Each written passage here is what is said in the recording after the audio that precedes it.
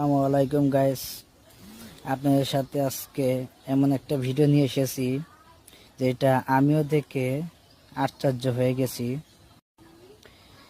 আল্লাহর কি অসীম ক্ষমতা দেখেন। আমার স্ক্রিনে একটা পিক দিয়েছি।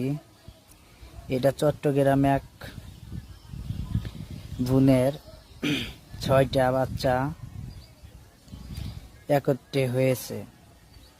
কেউ যদি এটা প্রথম দেখে থাকেন, সবাই আলহামদুলিল্লাহ বলি এবং বেশি বেশি করে শেয়ার করে সবাইকে